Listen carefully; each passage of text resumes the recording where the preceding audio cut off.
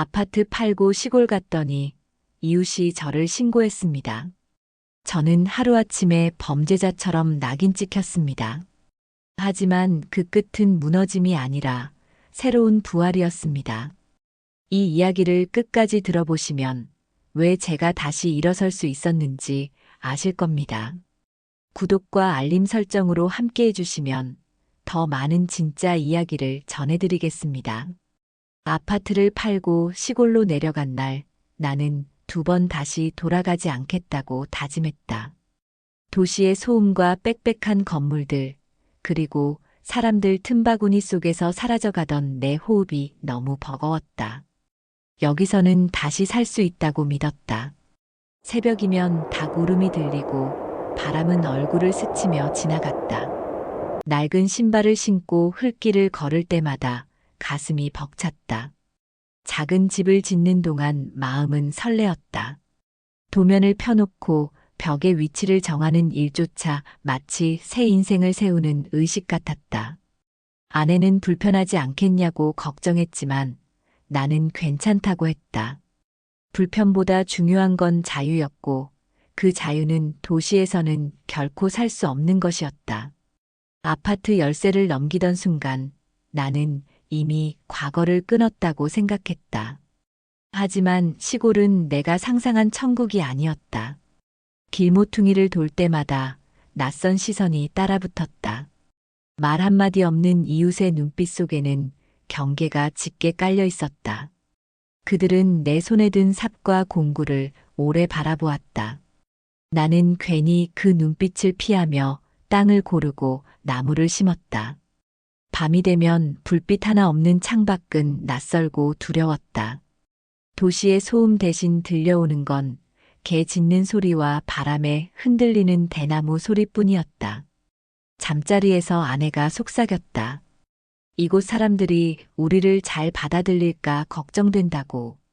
나는 괜찮다고 말했지만 마음 한켠이 무거워졌다. 며칠 지나지 않아 첫 마찰이 찾아왔다. 집 앞에 트럭을 세워두었는데 마을 어른이 찾아와 눈살을 찌푸렸다. 길이 좁으니 차를 다른 데 두라는 말이었다. 나는 죄송하다고 고개를 숙였지만 그 말투에서 환영받지 못했다는 기운을 느꼈다. 그날 저녁 아내와 둘이서 밥을 먹으며 나는 속으로 생각했다. 이곳은 단순히 조용한 곳이 아니라 낯선 땅이었다. 누구에게나 환영받는 여행지가 아니라 오래된 규칙이 숨어있는 마을이었다.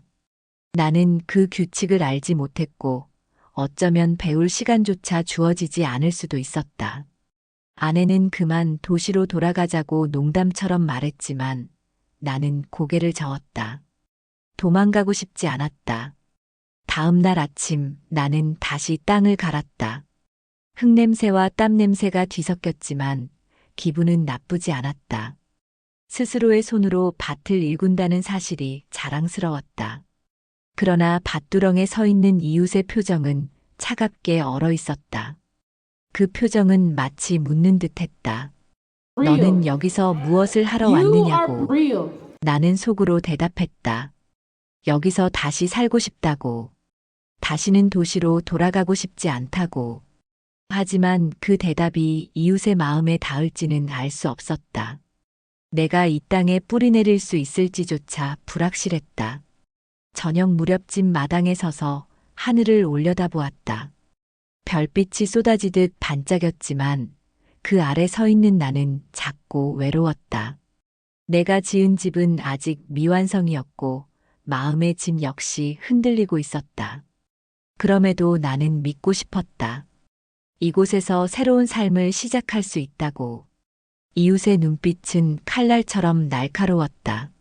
내가 움직일 때마다 따라붙는 시선은 숨을 막히게 했다. 밭을 고를 때도 우물을 파려고 땅을 두드릴 때도 그들은 멀찍이 서서 나를 지켜봤다. 나는 처음엔 관심이라고 생각했지만 곧 그것이 감시라는 걸 알았다. 이곳에서 나는 아직 외부인이었다. 저녁 무렵 마을 정자에 앉아있는 노인들은 내 이야기를 하고 있었다. 나를 향해 대놓고 말하진 않았지만 고개를 돌릴 때마다 나를 힐끗 바라봤다. 새로 온 사람이 뭘 하려는지 지켜보자는 눈빛이었다. 나는 괜히 손에 쥔 물통을 만지작거리며 자리를 피했다.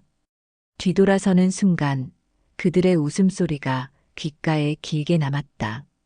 며칠 뒤 또 일이 벌어졌다.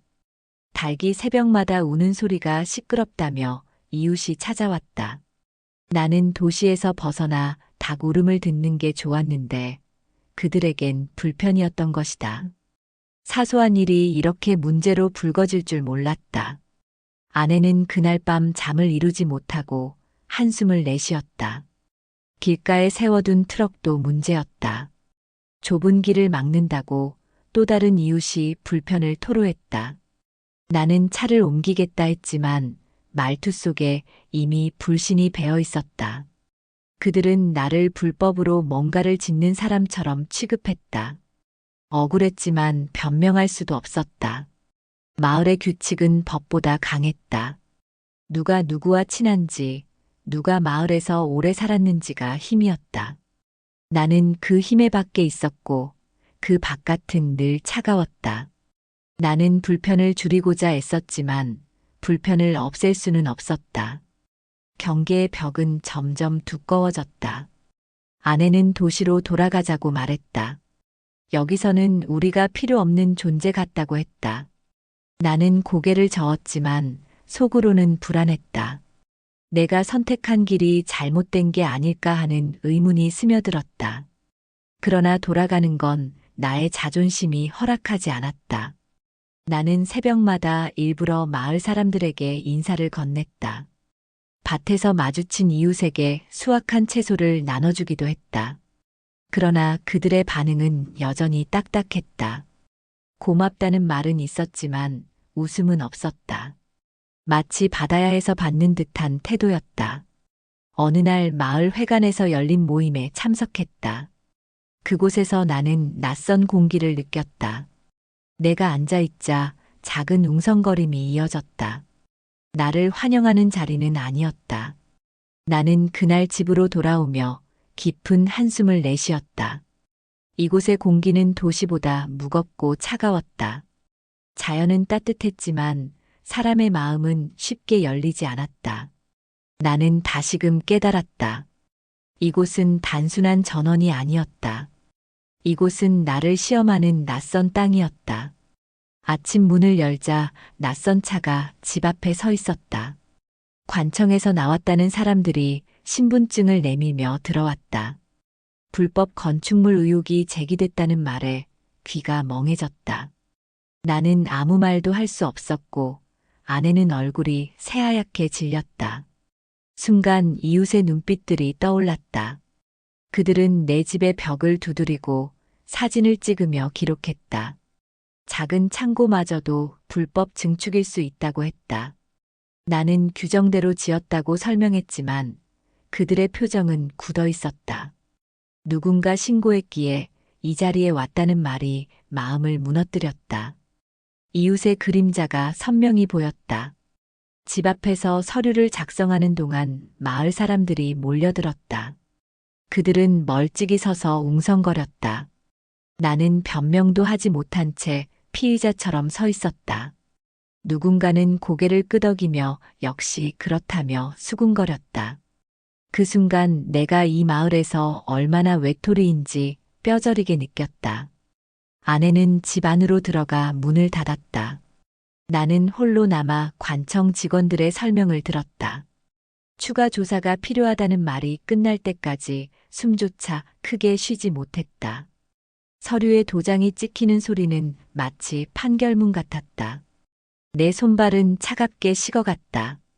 사람들은 흩어졌지만 시선은 여전히 남아 있었다. 집으로 들어가자 아내는 울고 있었다. 왜 이렇게까지 해야 하냐는 말이 목에서 터져나왔다. 나는 대답할 수 없었다. 우리가 선택한 길이 왜 죄가 되어야 하는지 알 수 없었다. 그날 밤 나는 잠을 이루지 못했다. 밖에서 바람이 부딪히는 소리마다 신고라는 단어가 귓가에 맴돌았다. 억울했지만 억울하다고 외칠 곳조차 없었다. 도시에선 법이 내 편이라 믿었지만 이곳에선 소문이 먼저였다. 소문이 곧 사실이 되고 사실이 곧 낙인이 되었다. 다음 날 장터에 나갔다. 사람들은 내 얼굴을 보며 고개를 숙였다. 그들의 눈빛에는 동정과 비난이 동시에 섞여 있었다. 나는 장바구니를 들고도 물건 하나 제대로 고르지 못했다. 모든 시선이 내 손끝까지 따라오는 듯했다. 돌아오는 길에 마을 아이들이 속삭이는 소리를 들었다. 아저씨 집은 불법이라서 곧 철거된다고. 그 말에 걸음이 멈췄다. 아이들조차 나를 그렇게 기억하고 있었다. 나는 더 이상 웃을 수 없었다. 집 마당에 서서 나는 스스로에게 물었다. 내가 도대체 무엇을 잘못했는가? 자연과 함께 살고 싶다는 단순한 바람이 왜 죄가 되는가? 그러나 돌아오는 대답은 없었다. 남은 건 서늘한 바람과 가슴에 새겨진 충격뿐이었다. 사람들이 등을 돌리는 순간 세상은 너무 빨리 변했다. 어제까지는 무심히 지나치던 인사조차 사라졌다. 장터에서 마주치는 이웃은 눈길을 피했고 내 앞에 있던 물건을 슬그머니 내려놓았다. 나는 그 행동에 말없이 서 있었지만 그게 곧 답이라는 걸 알았다. 나는 이제 이 마을에서 환영받는 사람이 아니었다. 시장 좌판에 앉아있던 노파가 속삭였다. 괜히 일 키우지 말고 조용히 사는 게 낫다고 했다. 그 말은 충고 같았지만 동시에 단절의 선언이었다. 나는 대답도 하지 못한 채 장바구니를 움켜쥐고 돌아섰다. 등 뒤에서 쏟아지는 시선이 발걸음을 더 무겁게 했다. 집으로 돌아오자 아내는 지쳐 있었다. 낯선 시선과 소문이 그녀를 더 괴롭히고 있었다. 친해지려던 이웃이 연락을 끊었다며 아내는 한숨을 쉬었다. 나는 아무 말도 하지 않았다. 내 입에서 나오는 어떤 말도 위로가 되지 않을 거라 알았기 때문이다. 며칠 뒤 마을 모임이 있었다. 나는 혹시나 싶어 참석했지만 그곳의 공기는 차가웠다. 내가 들어서자 웅성거림이 번졌다. 나는 그 자리에 앉아 있었지만 이미 배제된 사람 같았다. 어떤 안건이 오가도 내 의견은 묻지 않았다. 모임이 끝난 뒤 젊은 이웃이 다가왔다. 괜히 나섰다가 더 큰 화를 부를 수 있다고 말했다. 그 눈빛은 동정인지 경고인지 알 수 없었다. 나는 고개를 끄덕였지만 속에서는 불길이 일었다. 억울함은 쌓이고 분노는 가슴을 짓눌렀다. 밤이 깊어도 잠들 수 없었다. 불 꺼진 창밖에서 개 짖는 소리가 들려왔다. 그 소리는 마치 내가 이곳에서 이방인임을 알리는 경고 같았다. 아내는 점점 말이 줄어들었다. 우리는 같은 집에 있었지만 서로 다른 벽에 갇힌 듯 했다. 며칠 뒤 관청에서 다시 연락이 왔다. 추가 조사가 필요하다는 통보였다. 나는 도망칠 수도 없고 숨을 수도 없었다. 오직 마을 사람들의 말과 시선이 나를 올가매고 있었다. 그 벽은 법보다도 규정보다도 두꺼웠다. 아이들조차 나를 피해갔다. 골목에서 마주친 아이들이 갑자기 뛰어가며 수군거렸다. 나는 그 웃음소리에 가슴이 서늘해졌다. 아이들에게조차 낙인이 찍혔다는 사실이 더 아팠다. 나는 벽을 두드려도 돌아오는 메아리가 없는 방에 갇힌 듯했다. 고립은 외로움이 아니라 고문이었다. 숨을 쉬어도 숨이 아닌 것 같았다. 나는 스스로를 지키기 위해 더 단단해져야 했다.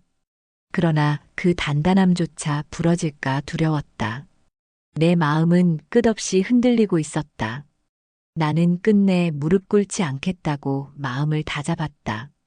억울함을 참고만 있다가는 더 깊은 수렁으로 빠질 것 같았다. 침묵은 곧 죄라는 낙인이 될 뿐이었다. 내가 내 삶을 지켜내지 않으면 이곳에서 나는 영원한 타자가 될 터였다. 그래서 나는 싸우기로 했다.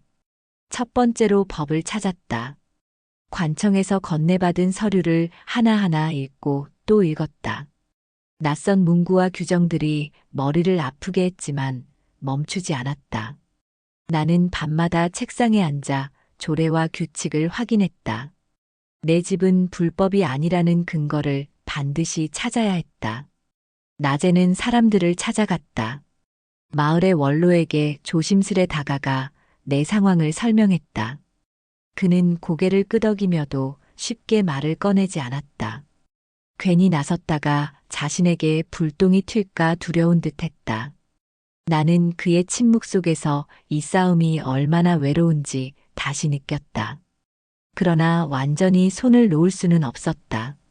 아내를 위해서라도, 내 선택을 부정하지 않기 위해서라도 나는 직접 읍사무소에 찾아갔다.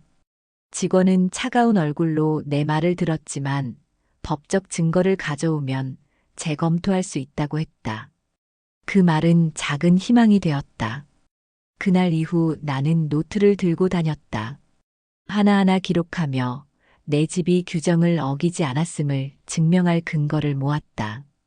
농기구를 보관한 창고, 비닐하우스의 위치, 땅의 경계선까지 꼼꼼히 정리했다.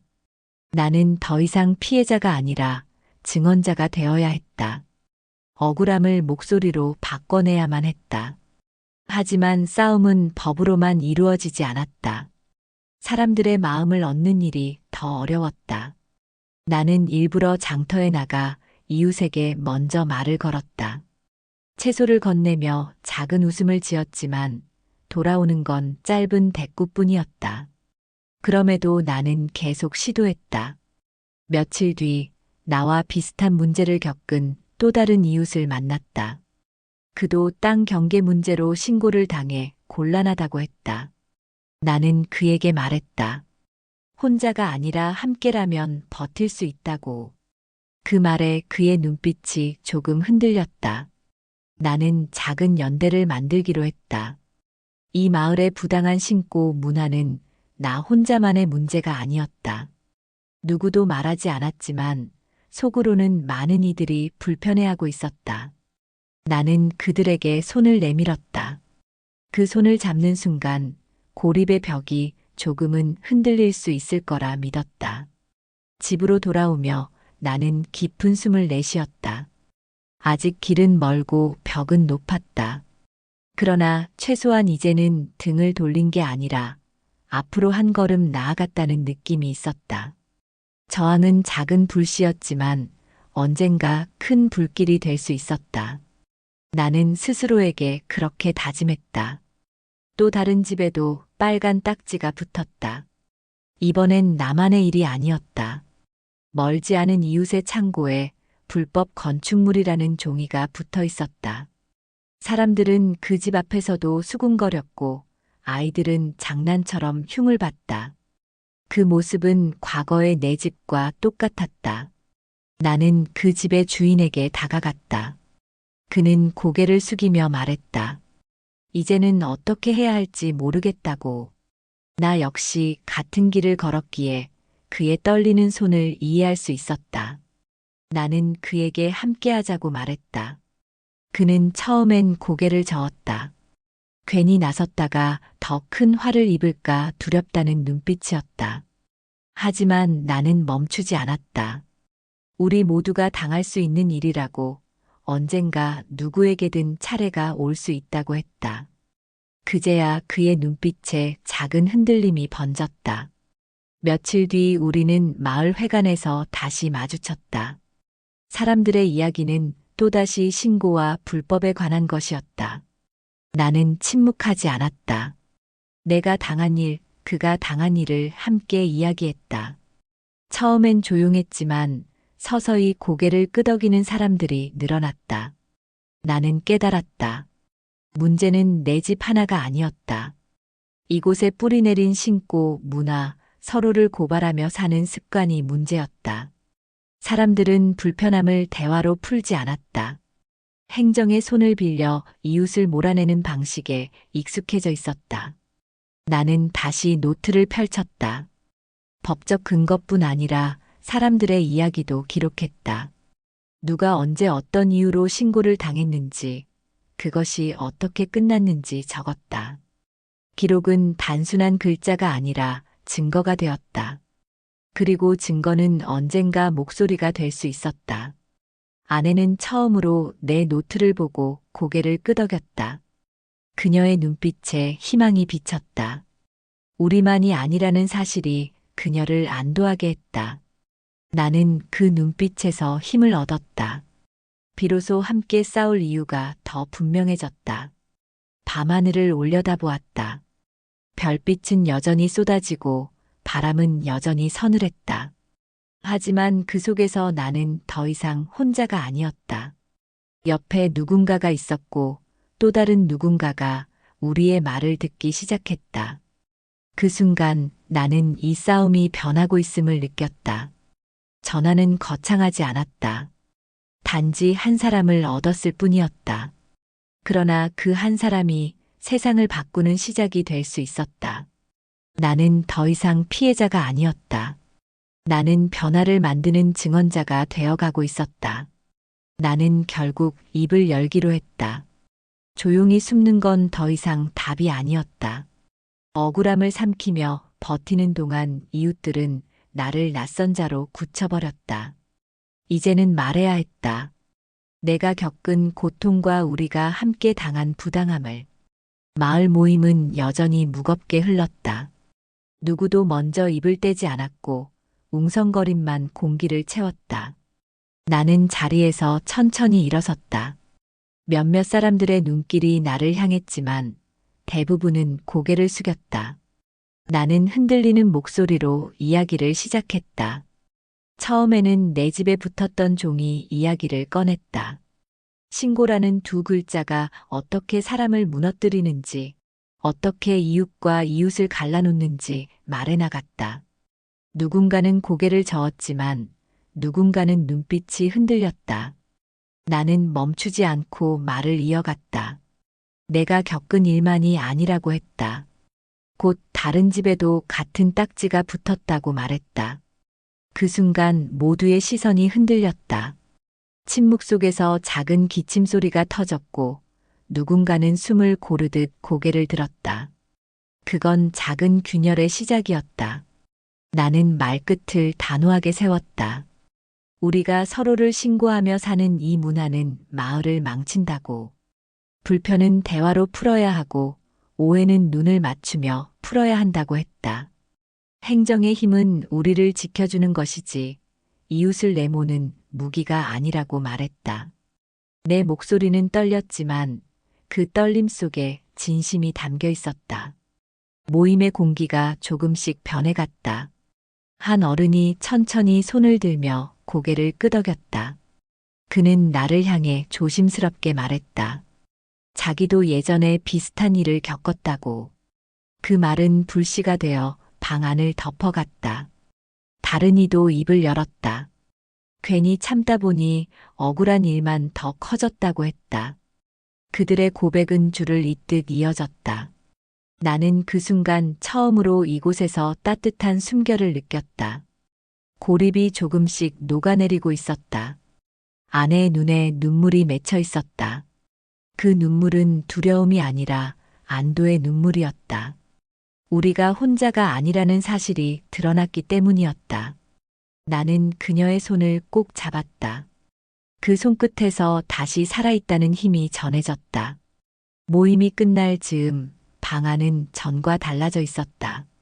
누구도 크게 웃진 않았지만 서로의 눈빛에 작은 인정이 담겨 있었다.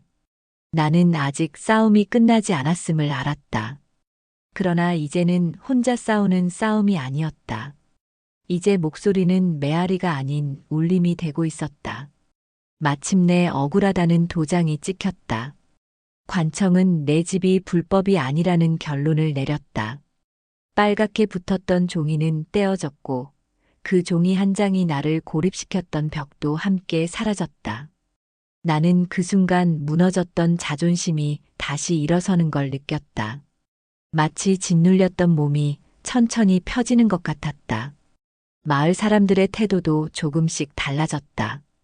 나를 피하던 이웃이 길에서 고개를 끄덕였다. 장터에서 물건을 고르자 상인은 예전보다 부드러운 목소리로 값을 말했다. 어색했지만 그 안에는 인정이 있었다. 나는 그 인정이 얼마나 값진 것인지 잘 알고 있었다. 아내는 오랜만에 웃었다. 우리는 함께 집 앞 마당에 앉아 바람을 맞았다. 그녀는 말했다. 드디어 이 집이 진짜 우리 집 같다고. 나는 그 말을 듣는 순간 모든 고생이 조금은 보상받는 기분이 들었다. 이곳에서의 삶이 단순한 도전이 아니라 우리의 터전이 되어가고 있었다. 나는 이제 두려움 대신 계획을 세웠다. 밭에 더 많은 씨앗을 뿌리고 사람들과 나눌 수 있는 수확을 꿈꿨다. 집 앞 장독대에는 발효 음식이 익어갔고 담장에는 작은 꽃들이 피었다. 삶은 고통으로만 채워지지 않았다. 고통을 견딘 자리에는 희망이 자라났다. 그러나 가장 큰 변화는 내 안에 있었다. 나는 더 이상 침묵하는 피해자가 아니었다. 누가 나를 흔들어도 스스로 서 있을 수 있는 힘이 생겼다. 내 목소리는 작지만 그 목소리가 다른 사람의 용기를 불러낼 수 있다는 걸 알았다. 그 깨달음이야말로 진짜 부활이었다. 마을 모임에서 나는 더는 주저하지 않았다. 다른 이의 억울한 사정을 듣자 먼저 나서서 도왔다. 사람들은 이제 내 말을 흘려듣지 않았다. 나를 바라보는 눈빛 속에는 신뢰가 담겨 있었다. 나는 이웃이자 동료로 다시 서 있었다. 도시의 아파트를 팔고 내려온 선택이 틀리지 않았음을 증명하고 싶었다. 그 증명은 관청의 서류가 아니라 내 삶이 했다. 나는 매일 흙을 만지며 사람들과 눈을 맞추며 다시 살아있음을 확인했다. 신고로 시작된 삶이 결국 나를 부활로 이끌었다. 그것이 내가 얻은 진짜 결론이었다. 저녁 하늘에 노을이 번졌다. 나는 그 빛을 바라보며 조용히 마음속으로 말했다. 나는 더 이상 도망자가 아니라고. 나는 이 땅의 주인으로 서 있다고. 그리고 다시는 누구의 신고에도 무너지지 않을 거라고. 신고로 시작된 제 시골살이는 결국 부활로 이어졌습니다. 억울함을 딛고 목소리를 낸 끝에 저는 다시 제 삶을 되찾았습니다. 지금 이 영상을 보시는 여러분도 어떤 벽에 막혀 있더라도 반드시 길은 열리게 될 겁니다. 제 이야기가 마음에 닿으셨다면 구독과 좋아요로 함께 해주시길 부탁드립니다. 앞으로도 삶의 진짜 기록을 전해드리겠습니다. 감사합니다.